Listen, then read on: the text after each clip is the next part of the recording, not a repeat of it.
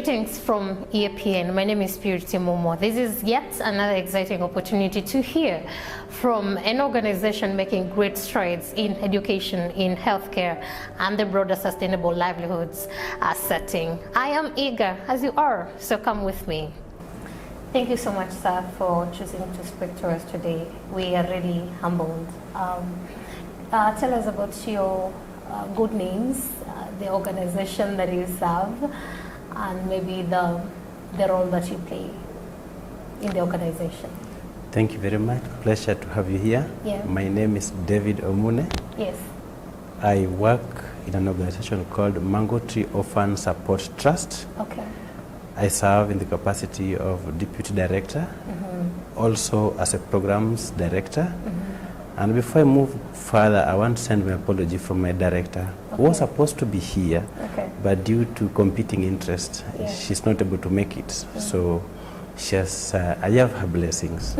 So I hope to have a very good conversation with you. Yeah. Could you maybe provide some insights into the work that you do as the Mango Tree Kenya?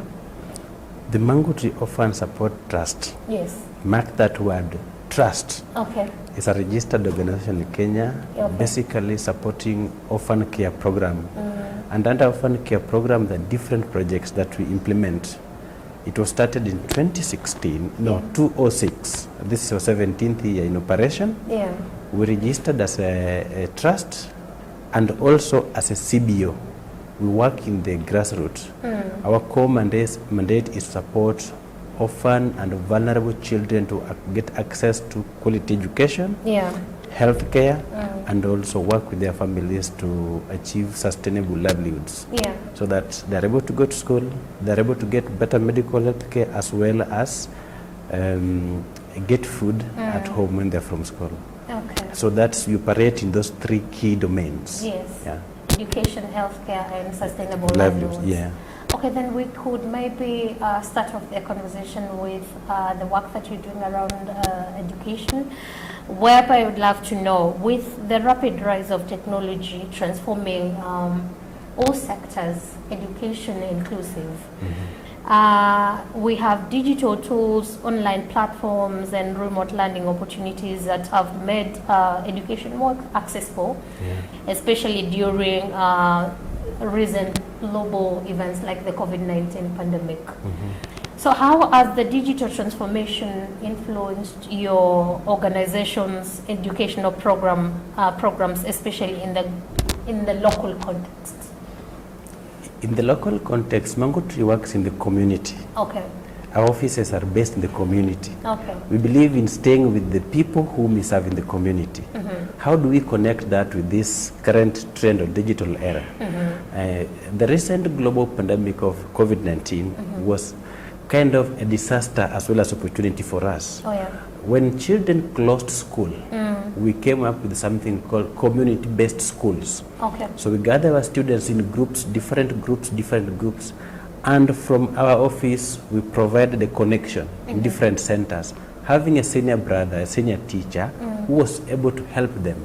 So we had got a group of class, a given class, students at that center, and with a teacher who is coordinating but getting instruction from our office. So we had a digital kind of connection with all our children, and it became one of the first community-based learning centers. And it was even aired in NTV, Citizen, with that kind of approach. Even we were lucky to get a visit by the Minister of Education at that time to come and check what we were doing, because it was like amazing how we were able to connect, make sure that our children are not left at home, because in the community there are a lot of sand mines, fishing and everything. So we feared that our girls and boys would easily escape.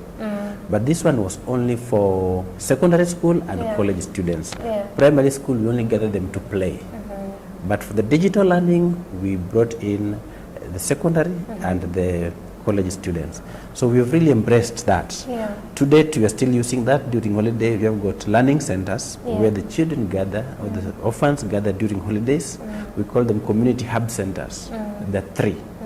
where we can easily interact with them from the office. Yeah. We have got office in the community and also the office in a center.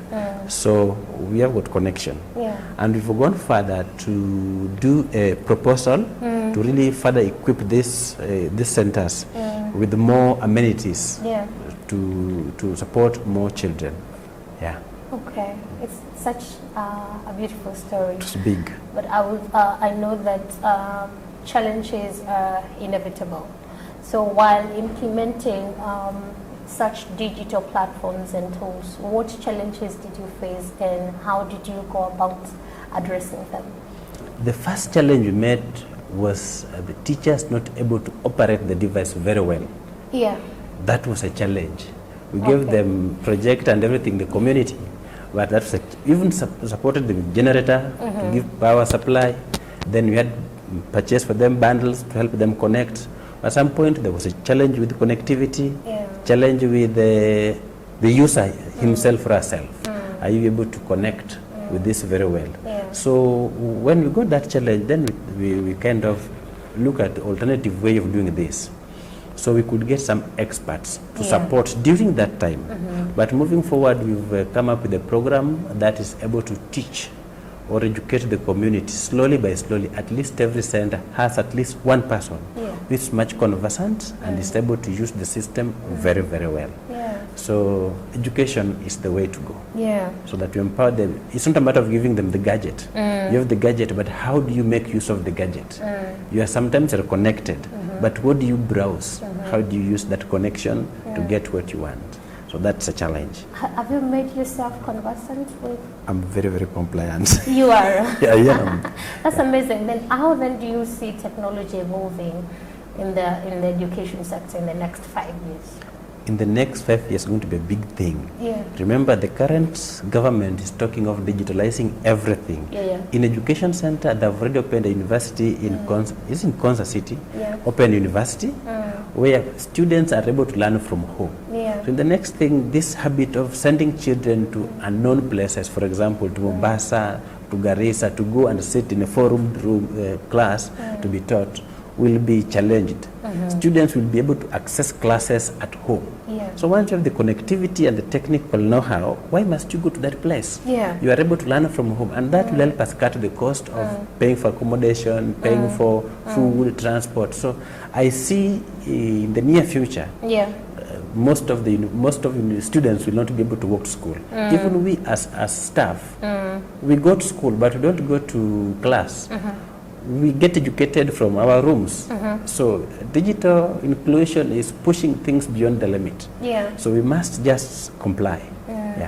So we have a rise in holistic healthcare initiatives. And I would love to know how the Mango Tree Orphan Support Trust is integrating a holistic view of healthcare initiatives at the grassroots level.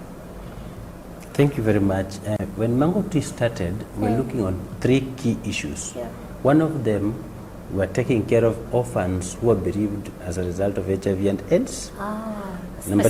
Specifically. Number 2, we were looking at their access to better education. Also, making sure that there is food at home. So a child who is healthy is able to go to school and is able to, is healthy, is able to go to school, and it's a happy family. So that's how we approach it. So right now we have a group of volunteers who are also trained in health facilities. So the connection between the Mango Tree and the health facilities where they are working. Because these children are taking drugs. Most of them are taking care. They are either affected or infected by HIV and AIDS. So we have to work closely with the health facility to make sure that they don't miss their drugs. When it's due for their refill, they have to go to the facility and get refill. But that's one-day events. Most of the time they stay at home. So our community health workers work with them in the village to make sure that you've been given a refill for 3 months. During this period, you take care of your drugs at home. And they monitor. So when we realize a case when the viral suppression is not doing well, we ask and we intervene appropriately. So we have a seamless intervention that takes care of those who are on care. To kabisa, ensuring that all of them are taking their drugs and suppressing. And we put community at the center. That's why every community has to give or appoint someone, appoint person in the name of volunteer who is taking care of the children within their region. For example, one person is taking care of 30 children attached to him or to her in a given facility. We're also doing a WASH program at that point. WASH program will ensure that these children at school are able to get good sanitation, water, all those things are provided at school through the same community people. So with that, we made sure that children grow up just like any normal system. And at this point, allow me to say that we are borrowing from the African traditional setting or setup of how to take care of orphans. In traditional African setup, when you are bereaved, you are not taken to orphanage, but you're given to the next of kin to take care of it. So we don't believe in taking an orphan out of the community to somewhere else. The child must remain within the facility community and taken care of by the immediate neighbor. Then we are just facilitating the coexistence between the two from a distance. But we don't separate them. No, you must remain within your community.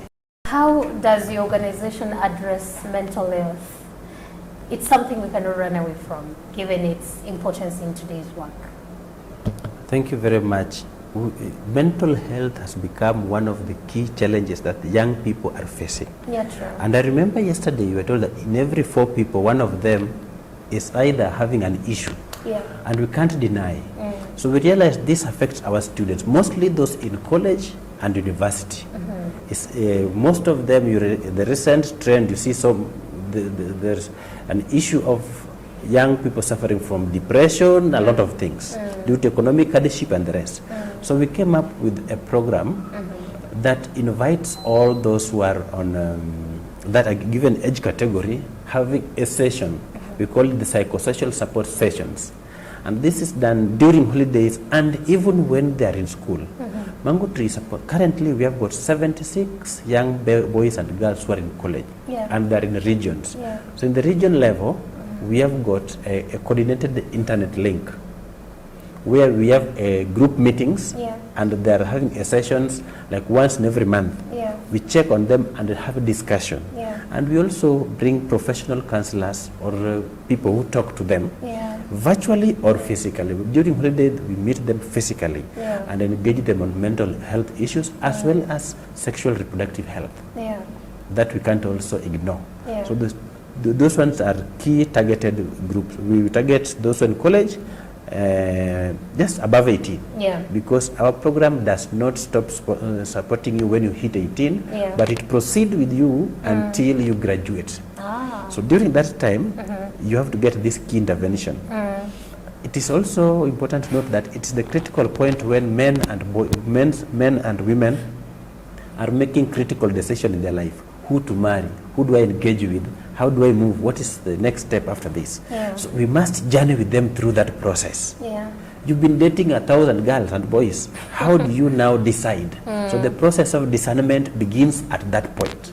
So you discern your career path very well. And that is guided through the professionals that we bring on board and also from the staff who, within the staff, we have professional people who are able to get, involve them in that kind of discussion. The COVID-19 pandemic disrupted livelihoods globally, and for grassroots communities, these challenges were compounded by existing challenges. Considering the efforts that you're placing for sustainability, how has the pandemic affected the livelihood initiatives of your organization? Thank you very much. From the year 2019 going to 2020, our projects were really affected with the COVID-19. It's important to note that most of the projects we do are supported by donors who are also not within Kenya, they're abroad. And we lost a number of them. We do not get institution funding, but we get from individual well-wishers. So most of them were also hit, and therefore everybody was not sure of the next step. And therefore there was a serious reduction on the funds which were coming to us. We've been doing aquaculture, which is fish farming, having cages. We've been doing poultry in partnership with Heifer International. We've been doing goat keeping, beekeeping, supported by different individual donors abroad. We lost a number of them because of that. So that really affected the target. The number of farmers we needed to reach were kind of reduced because nobody is willing to give money when they're not sure what the next thing is gonna be over there. Yeah. So that affected us. And also in our community, people were not sure. The cost of production went up drastically, especially those who are doing poultry farming. I remember we were partnering with Heifer International. They kind of just cut off because the cost of production of feeds became so expensive. They could not sustain it at that point. So it affected us a lot. So what strategies have you then implemented to ensure sustainability in these trying times? At the moment, we are really trying. We are trying to diversify so that we don't really rely on one. Currently, there's a way in which we produce the local feeds for aquaculture around, and we also try to do what we call a pass-on strategy. A pass-on strategy was we are doing it for those who are doing goat farming and the rest. So that to get the first one, you mobilize funds locally and support the other person. So that you don't wait for the donor to bring, but you do your own mobilization locally. Then we came up with a cooperative, which was a big thing. We hoped that cooperative will take the farmers to the next level. But when it was when we were hit by the pandemic, we decided to raise money locally here to make sure that the cooperative is now able to help us get a better market for our things. So diversification is the way to go. And also we are doing what we call social enterprise. We are venturing into social enterprise. Charity together with social enterprise. That's the way to go. And so how are you preparing the community that you serve for any future or rather unforeseen disruptions? Number one, we tell them not to rely on the donor 100%. That is number one. Number two, there is what we call the cost sharing. Bring a bit, bring our bit. So we call it like a fundraising drive. So that even in the normal way of fundraising, they say that the owner first put something on the table, then we do something. So we're preparing them that this thing is not going to come the way it has been coming. You must learn to begin generating income by yourself. That's another one. Then we also try to tell them, do not just rely on one thing, especially those men and women who are doing business. We're supporting them in business. Try to diversify. Those who are doing business on cereals, when the cost went up, they had to look for alternative businesses that could sustain themselves with the same amount. So diversification was there that we are trying to champion. The challenge you meet with that one to identify a business that is able to sustain them. Sometimes you tell them to go this direction, they say, I've never done this. But it's a new thing. So just jump into it and try to do it. So we try to do it that way. I really love real world examples. So could you maybe share with me a story of resilience or innovation from the communities that you work with? At that time, the cost of cooking oil went up. So they kept on telling the organization, can you add us money to buy maybe 20 liters, 40 liters of cooking oil? It was not possible. So what did they do? They looked for alternative business that could sustain them. And what was the business? They went to farming, vegetables. So instead of doing the waiting for cooking oil, they used the same amount, they went and bought seeds and started growing vegetables and supplying the same school with the same vegetables. Cooking oil was not easy. Even you know very well that was not easy, but they're now doing farming along the lake region. And for me, that was quite good because instead of saying that now the cost of living has gone up, what alternative do we have around? The donor is not giving you money any further to do the same thing, but you have to change because at the end of the day, you have to eat, you have to take care of your family, you have to give your medicine. So for me, that was a big change. And that's just one. And other more groups started doing things differently. Yeah, we push for the idea of diversification of what we're doing, so that we don't rely on one thing. Yeah. Effective collaborations and partnerships amplify the impacts of our initiatives. We tap into other people's skills, resources, and expertise. How does the Mango Tree Orphan Support Trusts approach collaborations with other entities? Thank you. We believe that we are not the only organization working in the area where we are. We believe that the government must provide a conducive environment for working, and therefore that the key partner number one. During the COVID epidemic, you remember there was a serious push by the government that people work from home. But those who are offering, they call them core services or core services, I think so, were not able to work from home. We ran a rescue center, girls rescue center. During that time, those who are mandated to take care of girls who have been suffering from abuse and the rest were left alone. That's the staff were working from home. How do you manage a center while you're working from home? So Mango Tree decided at that point to create a rescue center through the partnership with the government, and we are running it up to now. So that was a result of partnership. During that time also, we realized that children who are on care are likely to suffer because they're not able to go for refill because of the transport and a lot of movement. We decided to push for a 3-month refill for everyone, and we moved children to make sure that they go to the facilities and they get 3-month refill to help them go through the pandemic period. And also we have got other partners whom we kind of depend on. We are not the superior or the only people who are able to do it. We partner with the EGPAF. We partner with the latest partner that came on board like 1 month ago. It's called Kapu Africa. Kapu Africa is partnering with us to support nutrition to children who are malnourished in the community. We've identified this as a need in the community, but our donor is not supporting us. So we look for alternative ways. So we got Kapu Africa, who is currently supporting these malnourished children with the nutrition meal. So through partnership, we are able to achieve the target we achieve, they target, they also achieve, community is happy. It's about empowering the community. It doesn't matter who helped the match, but is the goal achieved? Whether it's through Kapu or through Mango Tree, it doesn't matter. So how do you ensure alignment in objectives and goals as you enter into a collaboration?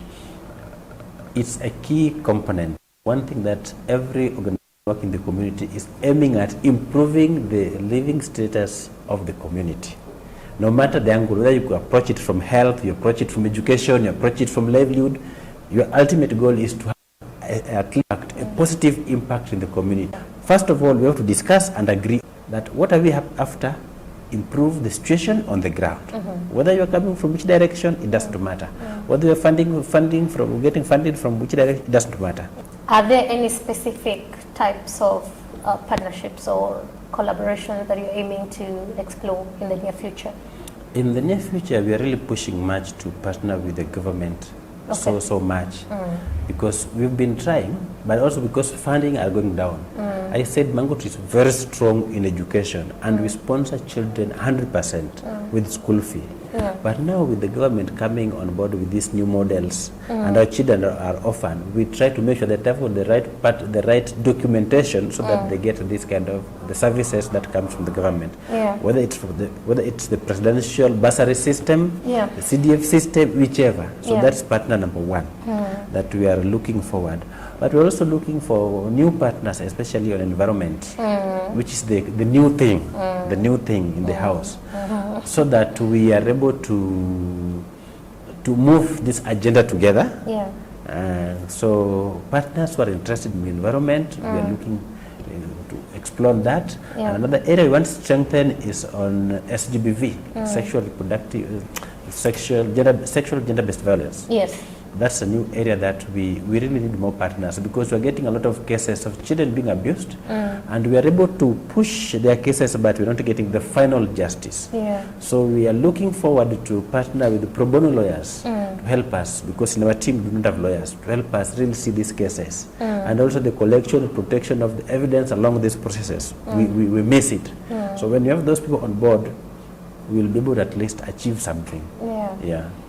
Quantifying and measuring impact has been a recurring issue in any philanthropic dialogue.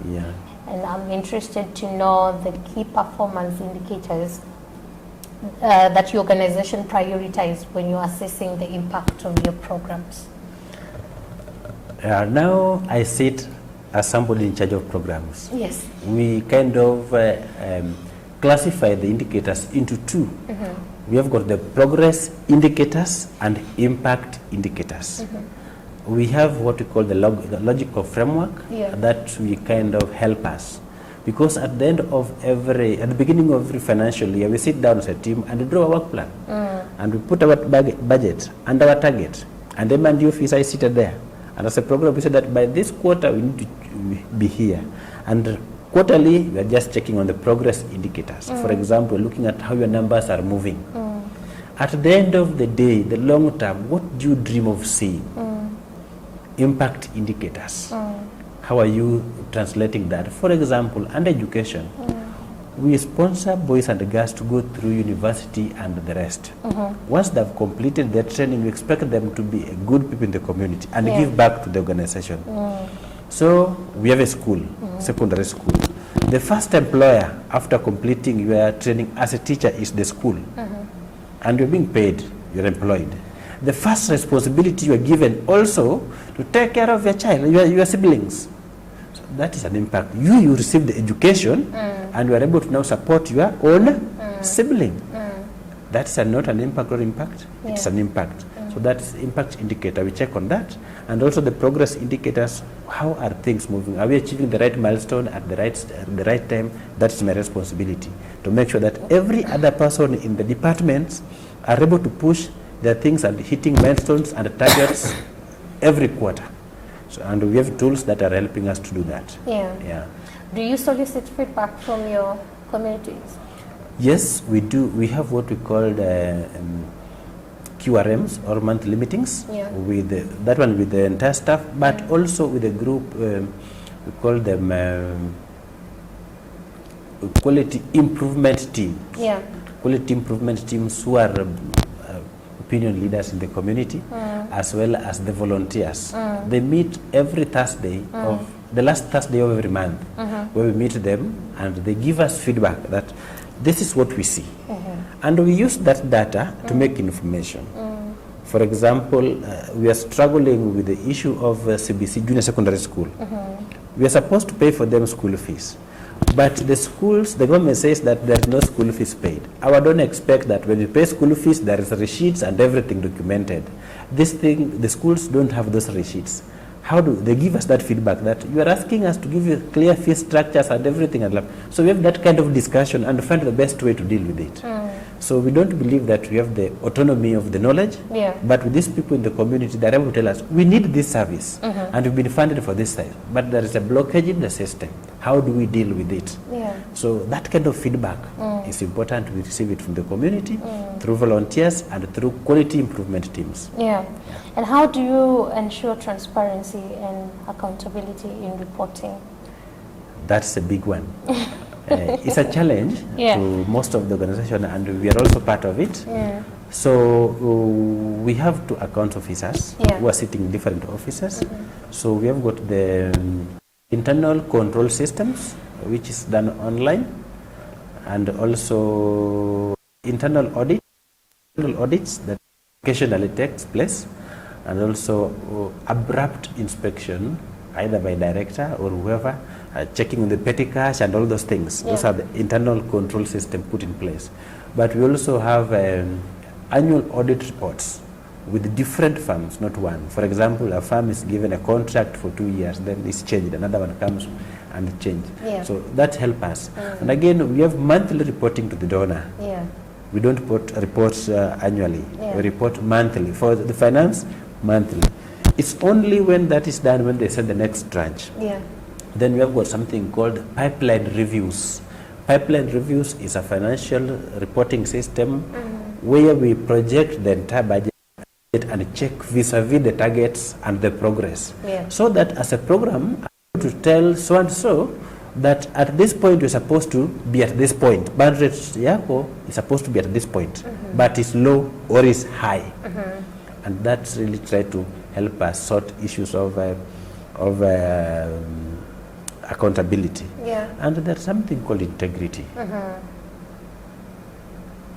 It's a key thing that my director has been pushing for. Integrity, integrity, integrity. That's all. Okay. You've spoken a lot about my donors, our donors, and so forth. So do you have like 3 that you'd like to show? We've also been having donors from Australia. We've also been having the World Youth International has been supporting the Lifeline project very, very well. And now with the Covid19 is dwindling, but they're still there. And we've also been involved in crowdfunding. Internet, we've got a big platform. It's called B1G1, where everyone is giving as much as $1 bob, $2 I mean, like that. Then at the end of the month, at the end of the day, they consolidate it and send it to us. For different projects. So we've got a platform where we've posted 14 different projects, and it's funded every small, but at the end of the day, you realize that you have got 2 million, 6 million, like that. So those are our donors, and we must impress them by giving them quality reports. Every month, quality report is done to them that this month you gave us 6 million, and this is what we've done with it. Just like that. Accountability. Then there's a local donor. The local donor we have in the house, the alumni. Those who have graduated from the program are now working, are signing vouchers and making commitments that every month I will be sending 500 shillings, 200 shillings, 1,000 or 2,000 to support the children. Then they have a committee that meets and decide that we've raised this much, what are we going to do? And for us, that is also helping us on the sustainability. When the donor the other side is moving away, how do we build, how do we tap in the resources of the local donor, which is the alumni? And the last one is on the cost sharing basis. We believe that no one is so poor to give. Everyone at least is able to contribute something. Whether it is 2 shillings, whether it is 10 shillings, you must commit to give it. For example, when we pay for school fees, we say we're doing for you 80% of your school fees. School fees 54,000 for some hundreds there. So we tell you we'll be paying for you 45,000. Look for the remaining ones. How are you going to raise it? Go apply for bursaries, go and do this and this. We support you to go and apply. We tell you go to that door, knock that door, get something out of it. So that you don't just sit back and wait. Mangut is going to help us do this. No. So those are the strategies we put in place to help us do the sustainability of the project. Impressive. Why the name Mango Tree? Funny question. So many people have been asking us, are you growing mangoes? Yes, we grow mangoes as part of the livelihood project. But we're looking for a name that is not traumatizing, that is friendly to orphans. We believe that in the community where we work, people used to sit under mango trees, a source of shade, big shade, and also fruits. So you get families sitting under mango trees to have their family discussion and the rest. So we just thought of a name that is common, that is not really telling people about you. Person is sensitive, whatever, but a name, mango is found everywhere in the community. And they're sweet. And they're sweet. So that's why we decided to call it mango tree. But also, the idea was also born under the mango tree. The owner, the founder, they were seated under the mango tree, enjoying themselves, relaxing, and the idea came of having this project. So there are so many things behind it. But also we grow mango tree as one of the businesses that the organization is doing. So what is that one thing that you haven't told me in this episode, but you would love our audience to hear about the mango tree? The mango tree I think I've told you everything. However, I would want to say that Mango Tree is taking community development a notch higher. We are focusing on what matters to the community. And we embrace community participation so much that everything we do starts from the community. When the president launched his campaign through the bottom-up approach, he must have copied from us. Okay. Because we started from beginning from the community. The training we have tells us that nothing is impossible, nothing is possible without involving the community. Yeah. So we believe in starting from the community because they have got the solution to their own problems. Yeah. And therefore, we are just facilitators in that matrix. We are facilitators in that matrix. Yeah. Yeah. So if you don't have that call, you will not make it. You can be paid as whatever you want, but if you don't have the call, and our call is to transform the community. Yeah. That's when we need to tell you that come to Mango Tree, but when you're coming, remember it's not a work. Yeah. It's a vocation, it's a call that we have been called by God to transform the community that we work on. So we become the facilitators, agents of change. Yeah. Yeah. I think this is one of the most beautiful stories I have listened to, and congratulations for the good work you're doing. Pass my regards to the rest of the team, and thank you so much for being here today with us. Thank you for giving us a platform to share. Yes. May God bless you and see you again. Amen. And thank you so much. My name is Purity Momo. See you on the next episode.